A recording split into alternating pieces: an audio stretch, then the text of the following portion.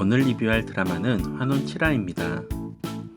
드라마의 서막에 마이 이 선생을 통해 환혼술이 어떻게 생겨난 것인지 실마리가 나오게 되는데요. 아주 오래전 대오국의 수기가 마를 정도로 가뭄이 왔었고 술사들은 큰 제를 지냈는데 하늘에서 큰 우박이 내렸고 그 중에 녹지 않는 얼음덩이가 있었습니다.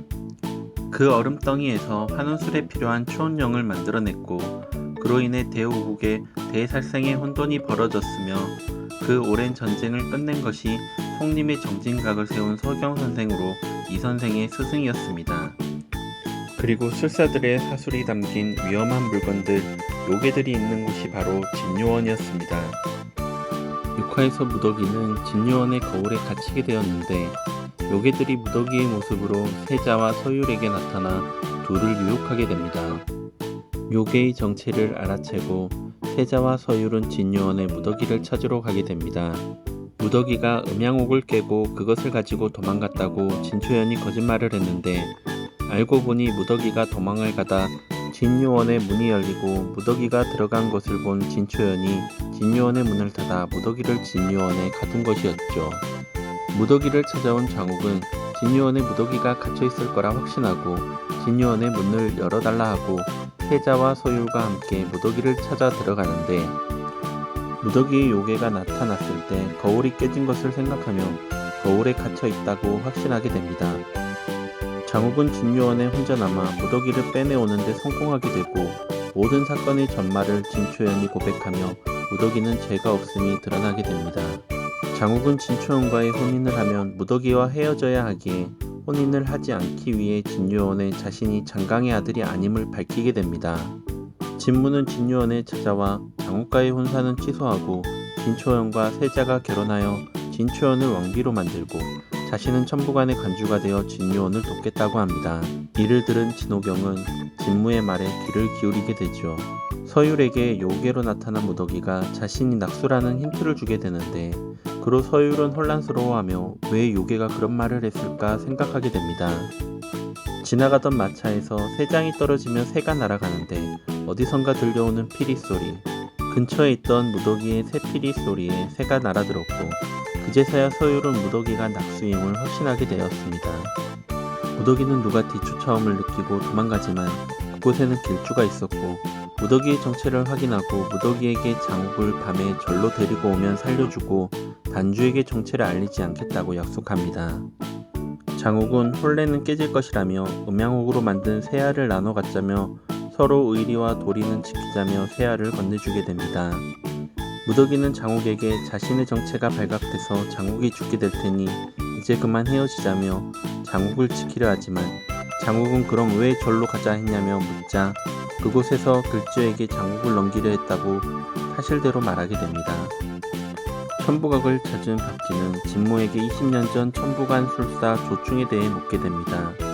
서율도 그 시각 허염을 만나 20년 전의 사건을 듣게 되는데 낙수의 아버지는 환혼인으로 폭주를 하여 그 집안 사람들을 다 죽였고 그때 4대 가문은 더 큰 살생을 막기 위해 낙수의 아버지를 죽인 것이었습니다. 그 장면만 본 낙수는 4대 가문에 오해를 하고 살수가 되었다는 걸 알게 되었죠. 그때 자신에게 매몰차게 죽일 거라 했던 낙수를 이해하게 됩니다. 박쥐는 20년 전 조충의 딸을 데려다 살수로 키운 게 진무로 의심하고 찾아오게 되는데 진무는 20년 전 장욱이 태어난 날 별자리를 기록한 것이 조충이었고 잠깐 잃어버렸던 그 별자리 기록을 다시 찾아온 것이 자신이라 합니다. 진무는 장욱이 제왕성의 별자리를 타고난 아이라는 것을 알고 있었고 박쥐는 진무가 그 사실을 알고 있었다는 것을 알게 되고 진무는 조충을 죽여 비밀이 감춰졌다며 조충을 죽인 환혼술은 누가 했을까요? 의문을 제시하며 홍림을 지키려면 더 이상 질문을 하지 말라 합니다. 이를 들은 박쥐는 김도주에게 찾아가 20년 전 장강이 환혼술을 했는지 묻게 됩니다. 장욱의 몸으로 환혼을 하려고 기다리던 길주는 무더기가 약속을 어긴 것을 눈치채고 무더기를 공격하는데 그때 장욱이 와서 도와주게 됩니다. 탄수법을 쓰기 위해 비가 올 때까지 기다렸던 것이죠. 위기에 몰리던 장욱은 탄수법을 성공하여 길주를 쓰러뜨리는데 정신 차린 길주는 초원령을 써서 환혼술을 하게 됩니다. 환원술의 술법이 장욱에게 걸리며 7화는 끝이 납니다.